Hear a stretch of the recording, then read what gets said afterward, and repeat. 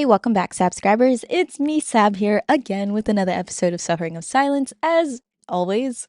For those of you who are watching the video episodes, thank you. It's a lot of work just to create them. But today, as some of you might see, I am actually wearing my traditional Hmong clothes. I may not be wearing them correctly, but I am wearing them. I wanted to make this episode.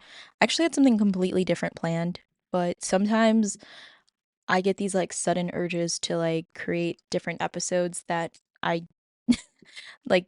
I don't know. It just is kind of based off of the state of my, just the moment. Just sometimes like in the moment, like the state of my mental health is usually kind of what determines what I end up talking about and topics that I discuss.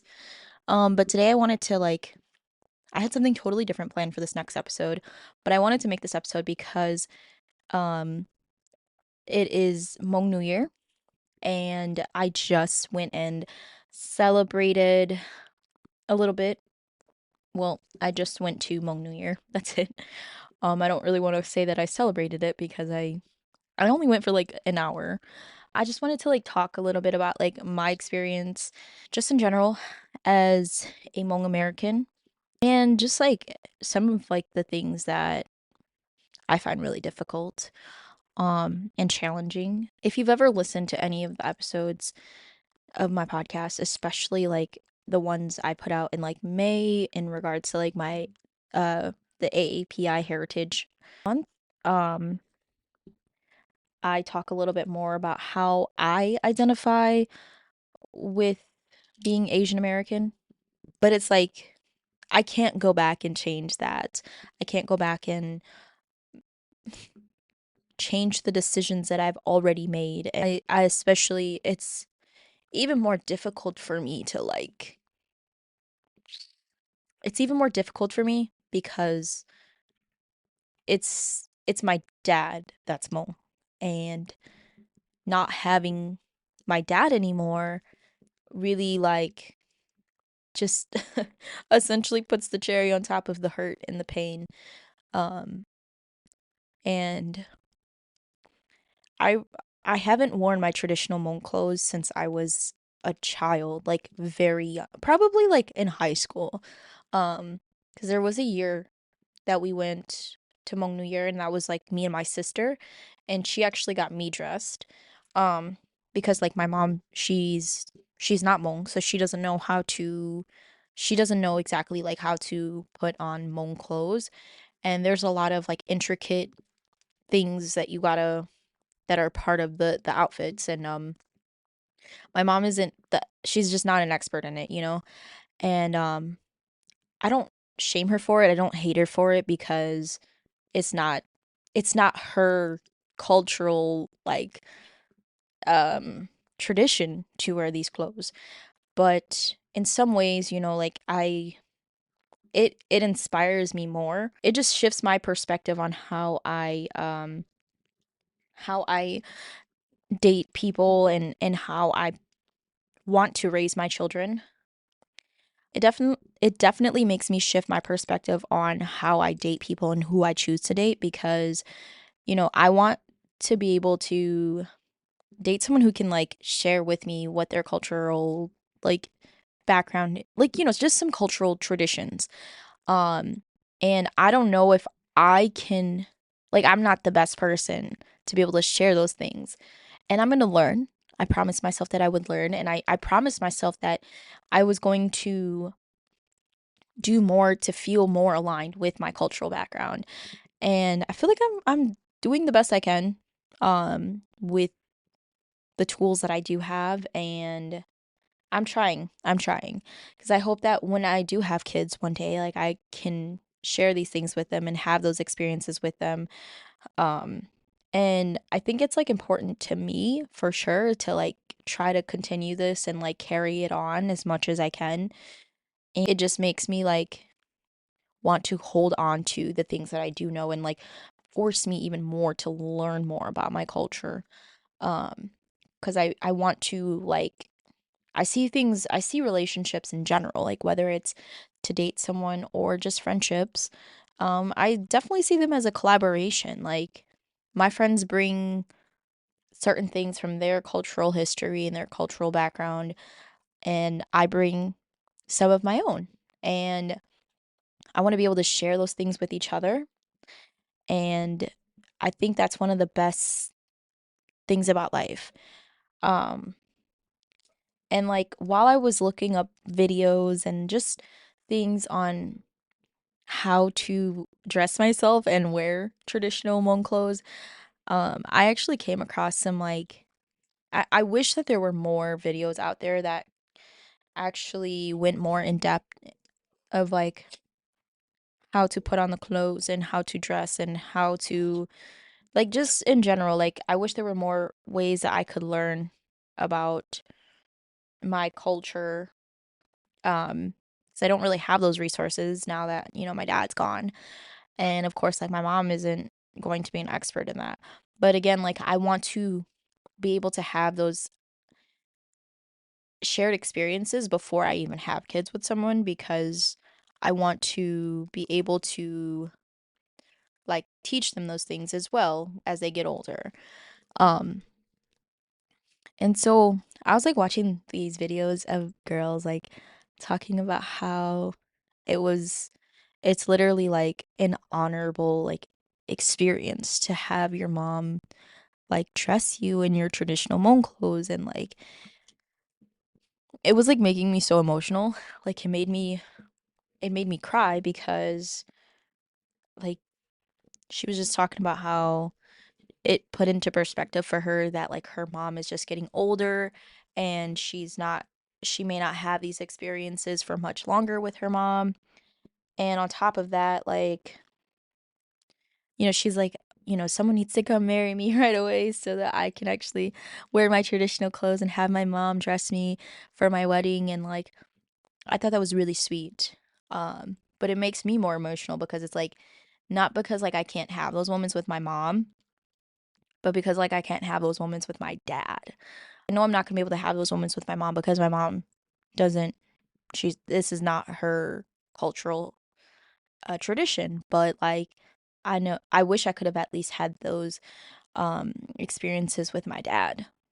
And, like that was always one thing that was really hard for me to get to like grieve, was just realizing like my dad wouldn't be there when I get married and when I have kids. And like how unlucky I felt that like I wouldn't be able to share those experiences with him anymore, or ever, I mean. And like it took a really hard time for me to like accept that and realize it. And just like, I mean, it just took a long time for it to feel real to me. And like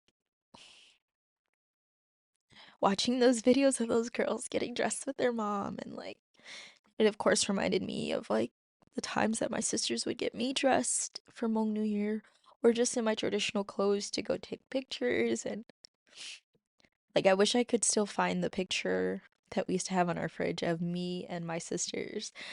Um I was maybe like 4 years old in the picture, and my sisters were like in high school.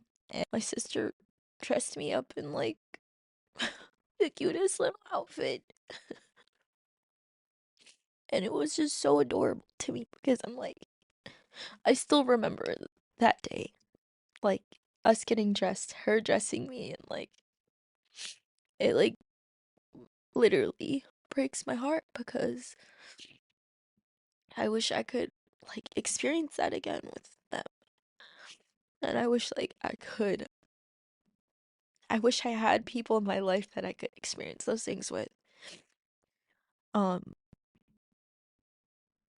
and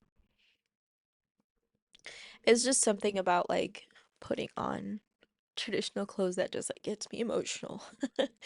um it definitely does make me feel more connected to like my Hmong culture, but it also makes me feel like more, it also emphasizes on how disconnected I am from my culture as well. So it's a bittersweet moment. And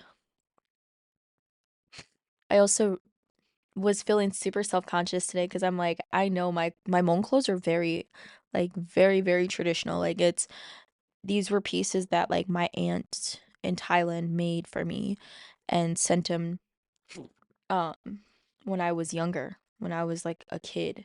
And I never got to wear them because I didn't fit them. And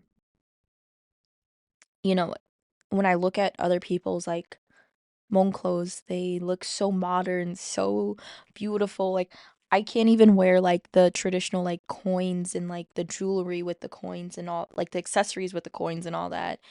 And the beads and stuff because I don't have that. Because again, like that wasn't something that like my mom knew how or where to purchase those things. Like what I have now is just literally like the few things that my dad uh bought, and then like stuff that my aunt hand sewed and sent here to America for me. And it's like I wish that, I mean, of course I wish that I had like aunts and uncles that were more, that could show me and teach me these things as well.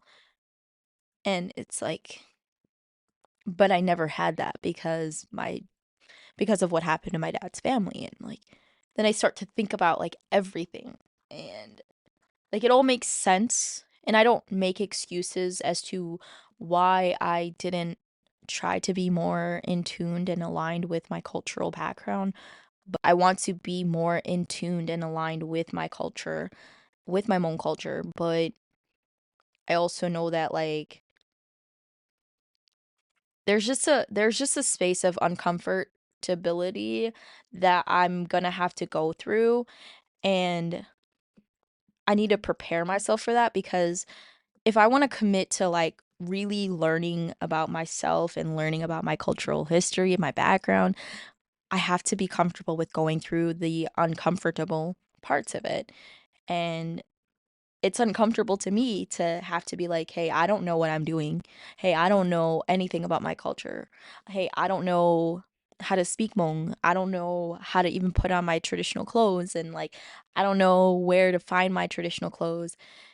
It's uncomfortable to have to admit to that. But I, I know that's the first step into like learning learning more about my culture. And I just, I don't know if I'm mentally or emotionally ready for that yet, because it's going to unpack like a huge piece of like unhealed trauma for me, and it's going to unpack like the grief of losing my dad, and maybe even mourning the fact that I never got the chance to meet my grandparents and my uncles and aunts, and just going down a whole thing of history. Like, you know, I think it's like super unfortunate that I could never meet my aunts and uncles. And like my dad's family history literally sounds like a fucking movie. I've always struggled with this piece of my identification, and really like I'm not sure what direction to go. Like I will like it's I feel like it's like one, literally learning about my cultural background and like traditions, and learning all of those things is not going to change the fact that I still feel ashamed in myself for not having learned it sooner or having been proud of it sooner. I feel like I'm always going to carry that guilt with me of not, and that shame of not knowing and not loving that part of me sooner. Um like I don't know how else I can explain that. Like I look at other people and how they are so proud and so prideful in their cultural background and their, and their roots and their history, and I'm always like envious of it because I'm like I wish I could be that way. I wish I could I wish I could truly feel so prideful in my cultural background because I feel like I know and I'm so in tune with it. And sometimes, like, it feels like imposter syndrome. Like, I totally feel like a fraud when I'm wearing these clothes or when I'm partaking in certain things. Like, even my tattoos make me feel like a fraud. Like, I have all these Hmong tattoos, but I don't really feel like I know enough about my Hmong culture. And it just really, it really sucks. It really hurts. Um, I hope to, maybe that's just something I need to work on. And my advice is always like when I talk to like my nieces about these things, because my nieces are mixed, um and they talk about how like they don't feel like they are black enough. And I always tell them like I can't really speak to that for you because I'm not a voice for the black community, but I do want you to understand that like even on your Laotian, your Lao side, you don't have to feel like you're not enough, because we're living in a generation where you have to kind of create your own definition of what you feel like makes you and identifies you as an Asian American or a Lao American. And I always like to give people advice on things that I like to give people the advice that I don't like to give myself or take for myself. And I always, it's like, yeah, I can always think that like, oh, I can make my own definition of what it means to be Hmong and what it means to be Lao. But underneath all of that, like, it's not that it's a facade, but it's just like it still doesn't fix the problem of like I can say that all I want, but it's still not gonna be okay to me to, and I still don't feel good about the fact that I will never feel like I belong in either, you know? And how can I change that? Because I can't just keep saying to myself, like, the way I identify as Hmong or the way I identify myself as Lao is enough. Because, like, I continue to feel like I'm missing something, that I'm not enough, that something's missing, that it's almost just a cover up for, like, how I really feel. And I would rather not feel that way. I don't know. Like, I think I need to uncover and unpack more of like, what does it mean for me? Am I just, I feel like I'm always going to feel like I'm not enough until I work through that and I figure out exactly like what it is that makes me feel like I'm not good enough. And like maybe what I need to do is accept the shame that I have for not having embraced that part of me sooner than later. Um, and I think what, like, there's people in the world that can just overlook the fact that like they can work through this and they can be okay with themselves for not being as intertwined with their culture. And like for me, it's not that easy to get over because I pride myself so much on being who I am and being mixed and being like, I pride myself so much with it because I also like I'm very like I want to be very family orientated. And I think losing my dad just made it emphasized more on how much I want to be more aligned with my Hmong culture. And it's not that it's wrong if you decide that you don't want to, learn more about your culture and like you feel, but you still feel like you have the, I essentially don't feel like I have the right to identify myself as Hmong because I don't know enough. And I need to stop feeling that way because my I just don't want to feel that way anymore. Like I'm tired of feeling that way about myself because I know that I genuinely and unintentionally am not like trying to misidentify myself. And it's also very hard because I also want to stay true to like who I am and like the interests that I have and my own experience as an Asian American. I don't know. I just feel like everything is so, there's so many complex layers to this. And I feel like it's easier for me to shame myself and discredit myself for not being culturally in tune than to just like face the uncomfortability of having to learn it. And I need to be willing to accept that part. Like until I accept that shame in myself of not learning these things as a child and embracing this part of me as a child, then I will never be able to like get over the feeling of not being good enough or not Hmong enough or not Lao enough. I don't know. Maybe one of these days I will work through this and I will no longer feel that way. I just wonder if people feel the same way. Like, I wish that these conversations could be had more in my culture.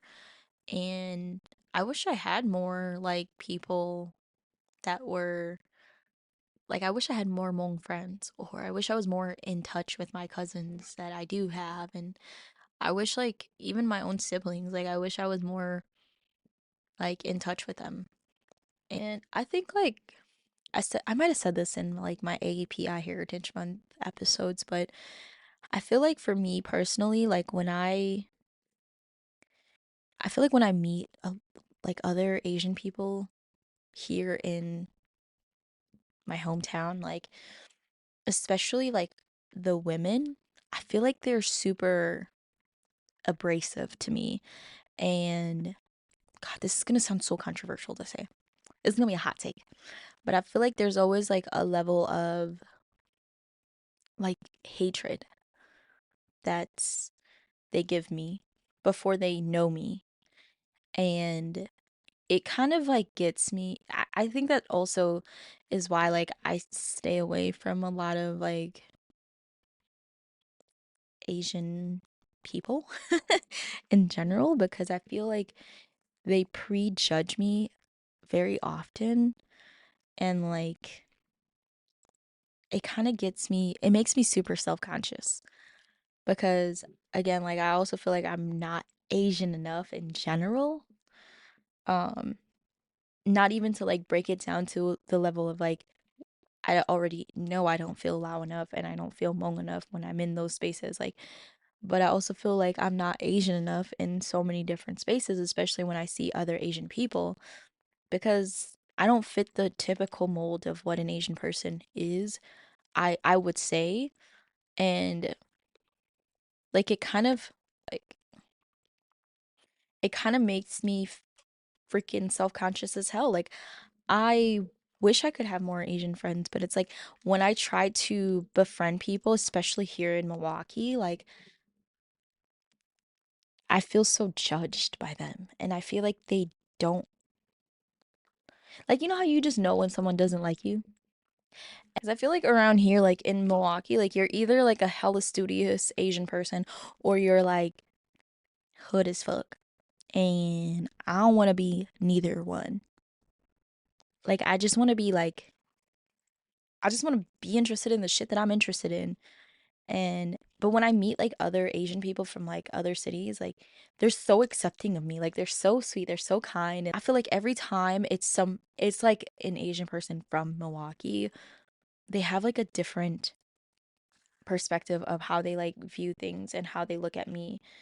I don't know how to explain it. It always feels like some unspoken tension between me and like other Asian women and it kind of like makes me uncomfortable because I'm like I'm literally the last person to ever feel that with because I am there's like enough room for all of us. Like, I just feel like in certain spaces when I meet other Asian American women in that are from here in Milwaukee, I feel like they have this sort of sense of like, she's not like us. She's not one of us. She didn't grow up with us. She's not like they either look at me and think, "Oh, she's ghetto as fuck," or "Oh, she's not studious enough." Like, and I'm just like, I'm neither. Like, oh my God, like I wish you would just get to know me for me. And like, I'm also not, I don't know, I just always feel like I don't belong. I never feel like I belong. And I know like I keep saying that. I say that in a lot of situations. And it's like, yes, I'm gonna learn to accept that. But sometimes, like, to be very honest, it's so easy to feel insecure when you don't feel like you belong in places and spaces. And I wish that like I could have I just why do I want it so bad? Like why do I want to be so accepted in a community that doesn't seem to want to accept me? I don't know how to explain that feeling, but it just like there's just always like an unspoken tension between me and other Asian women. Like I feel like that's happened to me often. Um and and it's not to say that I have never had Asian American friends, because I have. I've had amazing ones, but I only feel that tension when I'm in like here in my hometown. When I go to other places, like when I go out to like other cities and I meet other people, like it's literally a moment to bond. Like I've literally made friends because people have seen my tattoos and they're like, "Hey, that's something that I've seen my grandma have. Like she has those on her rug." Or like, they see my tattoos and they're like, "What? Like you're Hmong? Oh my God, you're Lao?" And it becomes like a fucking amazing moment to like bond and like meet people. But I feel like here in Milwaukee, like people look at me and they're like, I don't know what it is. Like it feels like they just automatically judge me and think things of me rather than like approach me and talk to me like a fucking person. And I'm a very nice person. Like I'm very sweet, very kind, very chatty. Like it'll be a shock if I don't leave a place and like make a friend or have a conversation with a stranger. But I feel like when I step into like dominantly like Asian American spaces here in Milwaukee, like I feel like I don't belong. I feel even more out of place. And like I said, there's like an unspoken tension between me and them, especially the women. And it just really sucks. Really fucking sucks because I actually, like, if you knew me, like, if you actually took the time to talk to me and like get to know me, then you would know that I literally am so self conscious. I'm not even someone that would ever consider myself a competition to you because I probably want to learn things from you. And I want to be more aligned with my Asian culture.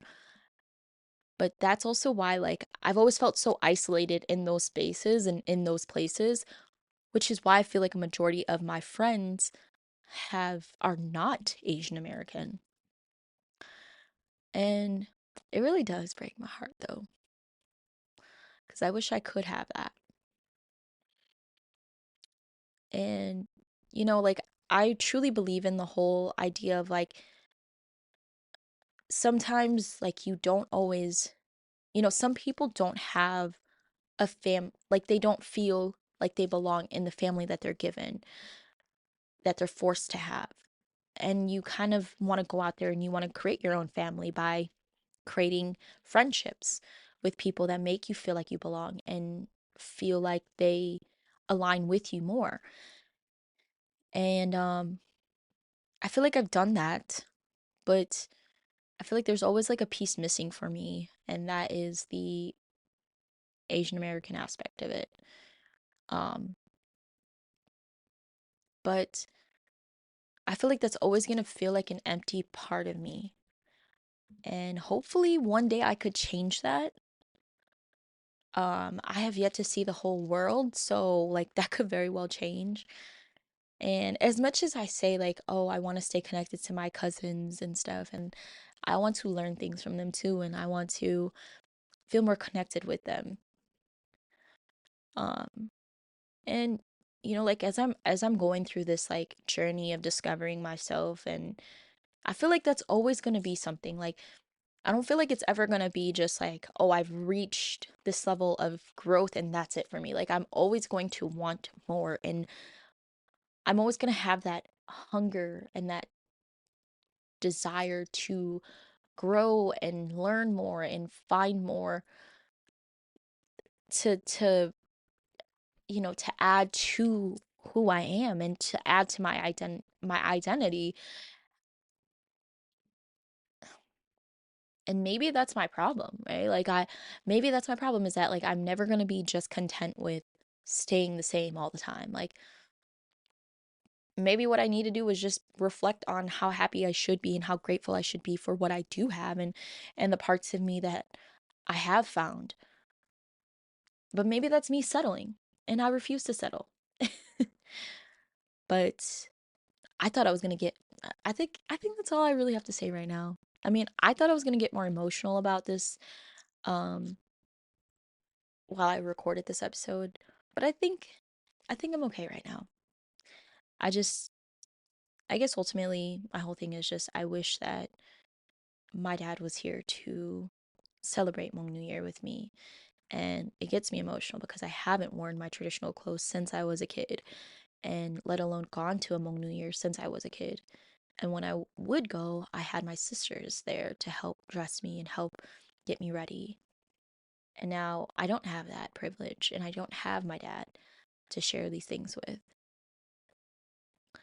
So I just hope that one day, when I have kids, I'm able to be in a more comfortable space with my identification as a Hmong person.